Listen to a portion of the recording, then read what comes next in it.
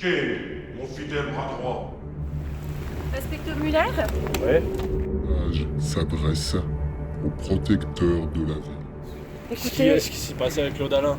je ne sais pas ce qui s'est passé. D'avant avec cette histoire. J'ai un œil à mettre particulièrement sur le maire.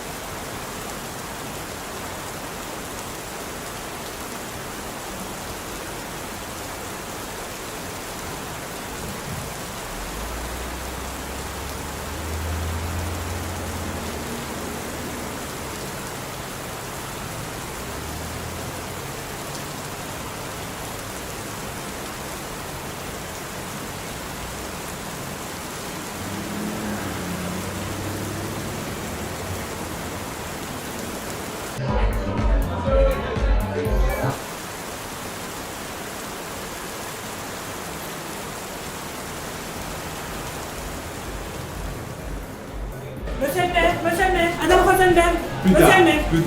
plus tard. Je répondrai à toutes les questions. Plus tard.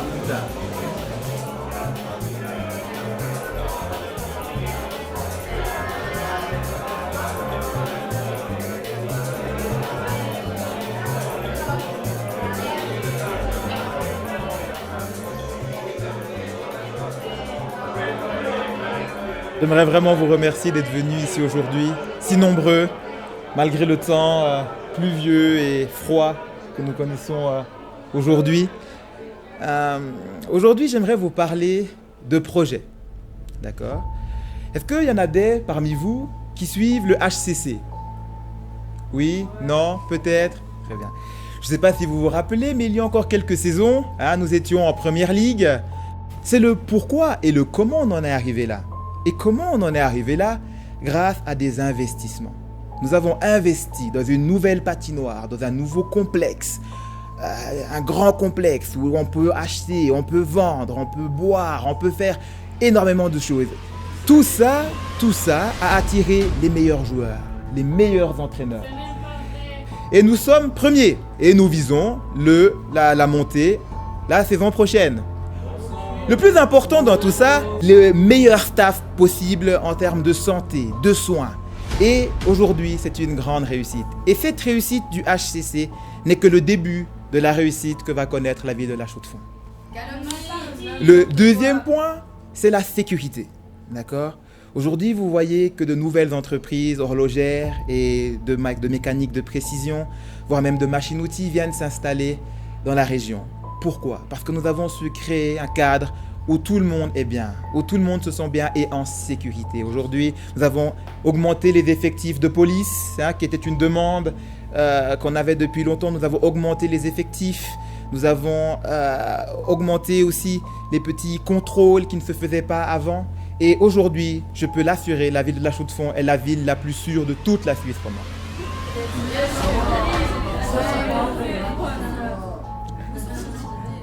Évidemment, je sais que ça va être difficile, je sais que parfois ça va passer par des augmentations d'impôts, des réductions de certaines prestations qui étaient offertes par le passé. Mais je crois qu'à l'exemple du HCC et des nouvelles entreprises qui viennent, c'est un mal qui est nécessaire. Je pense que ce n'est pas nous qui en mesurerons le bien, mais ce sont nos enfants, vos enfants et les générations suivantes. Je vous remercie beaucoup. Je vous donnerai la parole tout de suite. Émilie Newman pour Espace News. Bonjour madame, comment allez-vous ? Bien et vous ? Très bien, merci. J'ai quelques questions pour vous. Comment se fait-il que la police n'ait toujours pas arrêté l'homme en noir, nommé Horus ? Pourquoi ils l'ont pas arrêté ?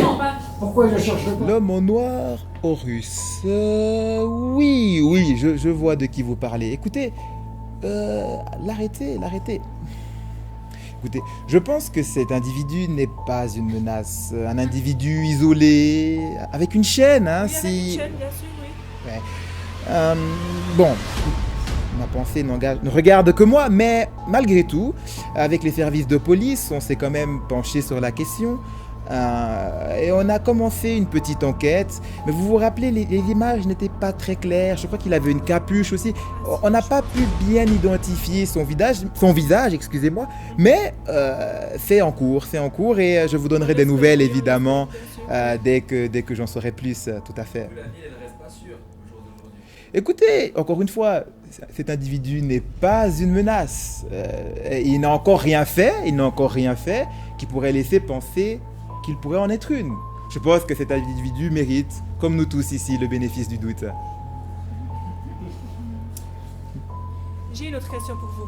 Comment se fait-il que la commissaire soit en tête de la police et que les salaires ne soient toujours pas égaux ? C'est une femme en somme. Qu'est-ce que vous attendez pour l'égalité ?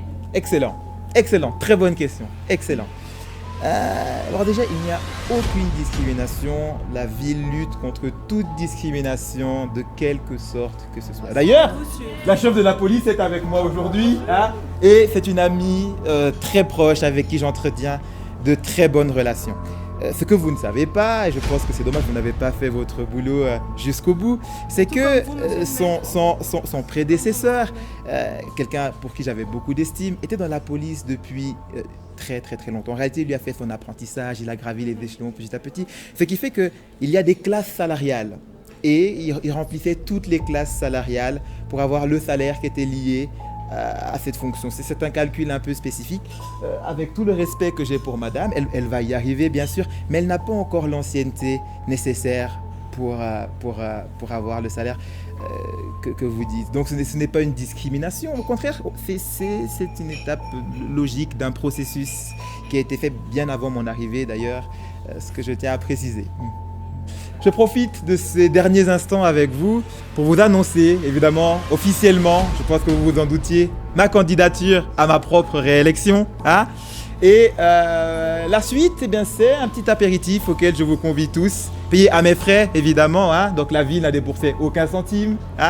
Et voilà, alors amusons-nous, buvons et passons à la suite. Merci beaucoup.